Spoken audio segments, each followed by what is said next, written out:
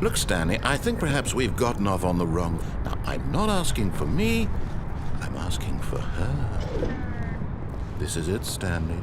Your chance to redeem yourself, to put your work aside, to let her back into your life. She's been waiting. That's her, Stanley. You need to be the one to do this, to reach out to her. If you can truly place your faith in another, then pick up the phone.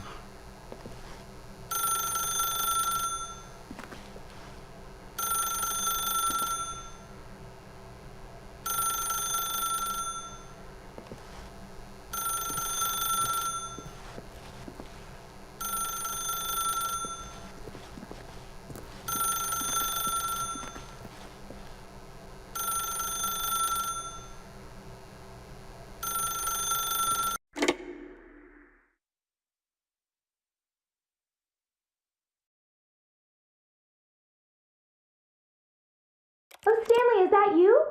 Hold on, sweetie. Sorry to keep you waiting. I'm just pulling the bread out of the oven. All right.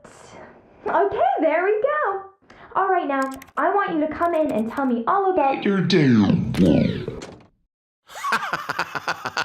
Gotcha. Oh, come on. Did you actually think you had a loving wife who'd want to commit their life to you? I'm trying to make a point here, Stanley. I'm trying to get you to see something. Come inside. Let me show you what's really going on here. Sorry, but you're in my story now.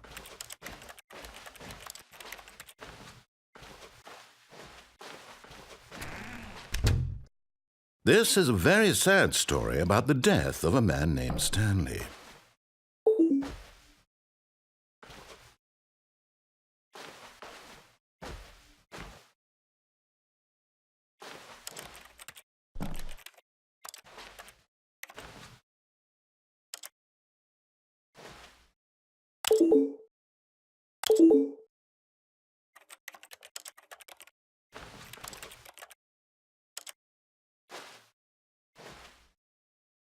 Stanley is quite a boring fellow. He has a job that demands nothing of him, and every button that he pushes is a reminder of the inconsequential nature of his existence. Look at him there, pushing buttons, doing exactly what he's told to do. Now he's pushing a button. Now he's eating lunch. Now he's going home. Now he's coming back to work. One might even feel sorry for him, except that he's chosen this life. But in his mind, he can go on fantastic adventures. From behind his desk, Stanley dreamed of wild expeditions into the unknown, fantastic discoveries of new lands. It was wonderful, and each day that he returned to work was a reminder that none of it would ever happen to him. And so he began to fantasize about his own job. First, he imagined that one day while at work, he stepped up from his desk to realize that all of his co-workers, his boss, everyone in the building had suddenly vanished off the face of the earth. The thought excited him terribly. So he went further. He imagined that he came to two open doors and that he could go through either. At last, choice. It barely even mattered what lay behind each door. The mere thought that his decisions would mean something was almost too wonderful to behold. As he wandered through this fantasy world, he began to fill it with many possible paths and destinations. Down one path lay an enormous round room with monitors and mind controls. And down another was a yellow line that weaved in many directions. And down another was a game with a baby. And he called it the Stanley Parable. It was such a wonderful fantasy, and so in his head he relived it again, and then again, and again, over and over, wishing beyond hope that it would never end, that he might always feel this free. Surely there's an answer down some new path, mustn't there be? Perhaps if he played just one more time.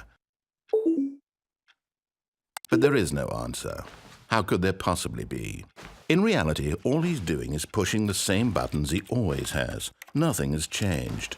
The longer he spends here, the more invested he gets, the more he forgets which life is the real one. And I'm trying to tell him this, that in this world he can never be anything but an observer, that as long as he remains here, he's slowly killing himself. But he won't listen to me. He won't stop. Here, watch this. Stanley, the next time the screen asks you to push a button, do not do it. You see? Can he just not hear me? How can I tell him in a way that he'll understand that every second he remains here, he's electing to kill himself? How can I get him to see what I see? How can I make him look at himself? I suppose I can't, not in the way I want him to. But I don't make the rules. I simply play to my intended purpose, the same as Stanley. We're not so different, I suppose. I'll try once more to convey all this to him. I'm compelled to. I must. Perhaps, well, maybe this time he'll see. Maybe this time. And I tried again, and Stanley pushed a button. And I tried again, and Stanley pushed a button. And I tried.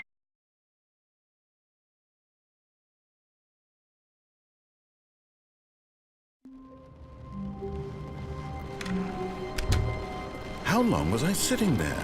Stanley wondered to himself. Minutes? Days? Centuries? Did something crucial happen while my senses were turned? He made a note to be more careful with time from now on.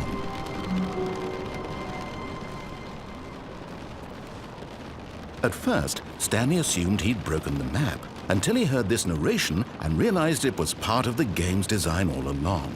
He then praised the game for its insightful and witty commentary into the nature of video game structure and its examination of structural narrative tropes.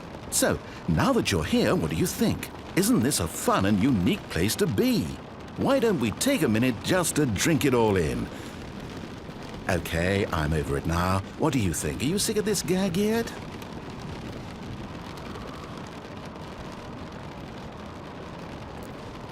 Ah, then in that case we'll continue. But now, here comes the real question. What do you think would have happened if you had told me that you wanted this to stop? Do you think it would have been particularly different? Would I have taken the same idea but rephrased it superficially to fit that answer? Perhaps you never would even have thought of it if I hadn't brought up the issue in the first place. Oh, now think about it. Will it be worth it for you to restart and then come back here just to do the other option? Clearly, this whole gag takes some time. What if the other... Stanley decided to go to the meeting room. Perhaps he had simply missed a memo.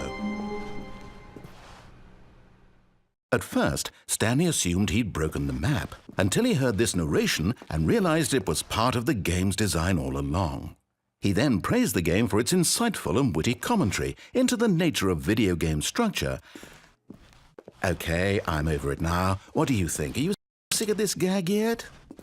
Well, I don't know how to say this politely, but you could literally just hit his...